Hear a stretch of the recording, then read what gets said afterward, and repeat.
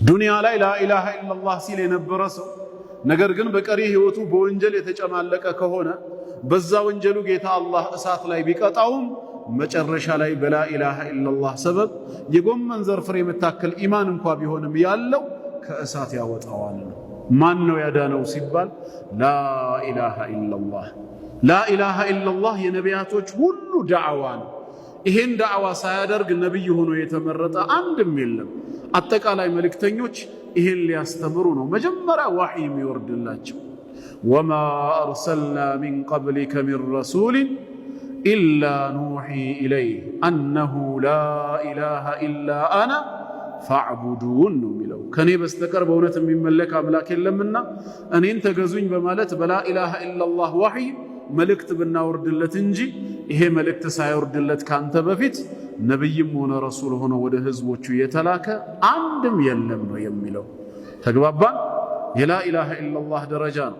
ላኢላሃ ኢላላህ ምስክርነቷ እጅግ ታላቅ ከመሆኑ የተነሳ ከማንም በፊት ቀድሞ የመሰከረው ጌታ አላህ ራሱ መሆኑ እኛም ሳንመሰክር ነቢያትም ሳይመሰክሩ መላእክትም ከመመስከራቸው በፊት አላህ ራሱ ነው ስለ ራሱ ላኢላሃ ኢላላህ ብሎ የመሰከረው። የጉዳዩን ታላቅነት አጽንኦት ለመስጠት ነው። ከጌታ አላህ ውጪ ሌላ አላህ ኑሮ አይደለም። ሸሂደ አላሁ አነሁ ላኢላሃ ኢላሁ በማለት መጀመሪያ የመሰከረው እሱ ነው። ቀጥሎ ነው ወልመላኢካ መላእክት መሰከሩ።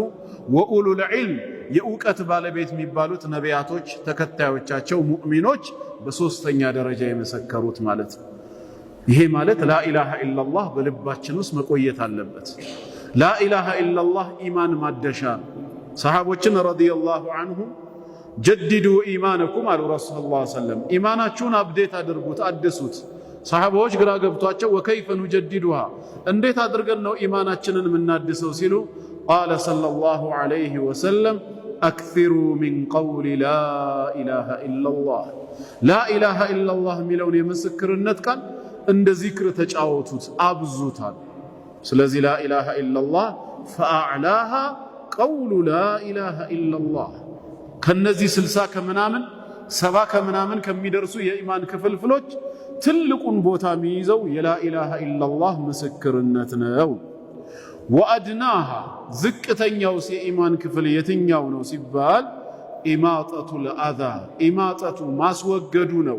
ምንን አልአዛ የሚያስቸግር የሚያውክን ነገር አን ጠሪቅ ከመንገድ ሲባል ከተላላፊዎች ላይ አዛ እንዳያረጋቸው ድንጋይም የጠርሙስ ስባሪ የሙዝ ልጣጭ የመሳሰሉት ሰውን በሰላም እንዳይሄድ የሚያውኩ ችግር ሊያደርሱ ይችላሉ የተባሉ ነገሮችን ከመንገድ ላይ ስንሄድ ካገኘናቸው እነሱን አንስቶ ወደ አንድ ጥግ መወርወሩ በራሱ የምን ክፍል ነው? የኢማን ክፍል ነው።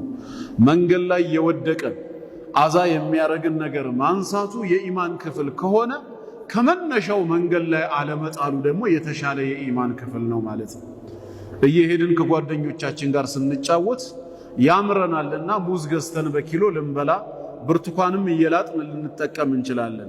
እንደዚህ አይነት ልጣጫቸው የማይበሉ የሚጣሉ ነገሮችን በምንገለገልበት ሰዓት የወደቀን ማንሳት ከኢማን ክፍል ከሆነ አለመጣሉም ኢማን ነውና የምንጥልበትን ቦታ መምረጥ አለብን። ዙባላ ካገኘን ማለትም ጋርቤጅ እዛ ቆሻሻ መጣያ ላይ ካልሆነ የሆነ ጉድጓድ ቱቦ እየመረጥን እኛም ሰዎች አዛ እንዳይሆኑ አለመጣልን የኢማን ክፍል አድርገን ልንቆጥር ይገባል።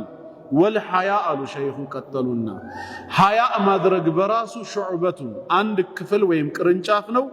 ሚነል ኢማን ከኢማን የሆነ ምንድነው ሐያ? ቀጥታ ጥሬ ቃል ፍቺው ይከብዳል። አማርኛ አቻ ቃል አይኖረውም። ለምሳሌ ማፈር ነው ስንል እፍረት በአማርኛችን የተወደደበትም የተወገዘበትም ቦታ ሊኖር ይችላል። በሐቅ ጉዳይ ማፈር የለም። ስለዚህ ምን ለማለት ነው ሲባል ጥሬ ቃሉ የሚተካውን ለማግኘት ይከብዳል። ግን ሸሪዓዊ ፍቺው ሐያ ምንድነው? ኹሉቁን ስነ ምግባር ነው። ሐያ ማለት ምን አይነት ስነ ምግባር? ረፊዑን ከፍ ያለ የብዓቱ የሚቀሰቅስ አላ ፊዕሊል ኸይር መልካም ነገር እንድንሰራና ወጅቲናቢል ቀቢዕ አስቀያሚ ነገርን እንድንርቅ ከውስጣችን የሚቀሰቅሰን ፕሮቮክ የሚያደርግ ባህሪ ካለ ያ ባህሪ ነው ሐያ የሚባለው። መጥፎ ነገር ስትሰማ ያንን ነገር እንድታሳልፈው ላለመስማት ራቅ እንድትል ወይ እንዳትሰራ አንተን የሚያቅብህ ለኸይር ነገር የሚያነሳሳ አድርግ የሚል ውስጣዊ ባህሪ ካለ ያ ባህሪ ምን ይባላል? ሐያ ተብሎ ይጠራል። ይሄ ነው የሐያ ጉዳይ። ስለዚህ በውስጥህ እንዲህ አይነት ሐያ መኖሩ ራሱ አንድ የኢማን ክፍል ነው። ሰውየው ኢማን አለው ማለት ነው። ምንም ሐያ ከሌለውስ መጥፎ ሲሰራ ማይቆጣ ወይ እሱ መጥፎ ሲሰራ ምንም የማይመስለው መልካም ለመስራት ምንም የሚያነሳሳ ልብ ከሌለው ኢማኑ ሞቷል ማለት ነው። ቢያንስ እንኳን ለመልካም የሚገፋፋ መጥፎን ነገር ሲያስብ ተው እንጂ አላህን ፍራ የሚል ውስጣዊ ባህሪ ከተላበሰ ግን የኢማን አንድን ክፍል ይዟል እንደማለት